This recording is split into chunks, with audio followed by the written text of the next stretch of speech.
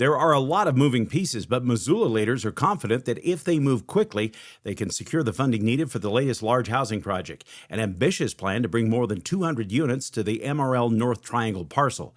More than 190 of those units would be deed restricted, opening up more badly needed affordable housing opportunities. The plan is to take the remaining land to the original 12-acre site purchased from Montana Rail Link off North Avenue in Johnson and build out 3 buildings, probably up to 5 stories in height.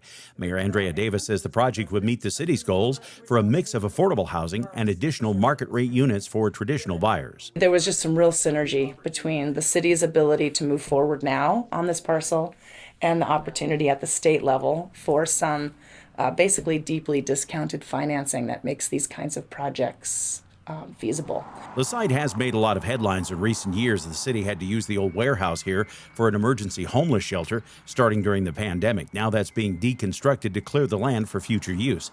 Tyson O'Connell, president of United Housing Partners, says his firm has been actively involved in renovation and restoration projects across the state. But new construction is difficult now, though aided by new state programs.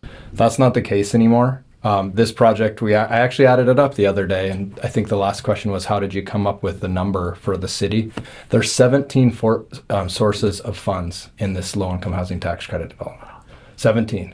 And that's what it takes to put it together. The city is a big, huge part of that, and it would not be possible without them, but it also wouldn't be possible without the housing credits. It wouldn't be possible without the GO Housing Funds, which is a new program in Montana, National Housing Trust Funds, a seller note from the Missoula Housing Authority.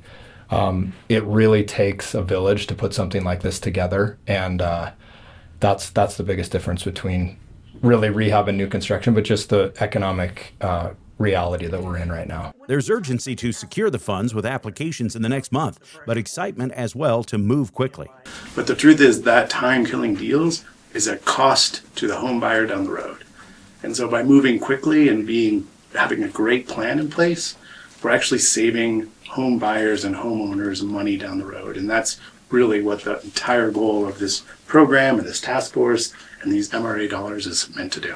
The city believes the location is perfect, located right next to the amenities of the already developed park, the Bitterroot Trail, and Southgate Mall, and easier to develop than other city-owned properties which need infrastructure improvements. It's ready to go in a lot of ways. The interior infrastructure is going to be somewhat limited, unlike Rivara, where we had to do a lot of road construction, things like that. So I think that it's just been a matter of figuring out what each parcel by itself had and did not have, and then letting creative people in our community, both in the public sector and the private sector, come together and help us solve those problems rather than think that we alone have to solve them. The mayor's task force believes that even with economic uncertainty now, especially fluctuating interest rates, moving on the MRL North Triangle project, as with the completed Rivera development on the city's north side, is the momentum that must be maintained. As things have gotten more difficult, it's very easy to tap out of these commitments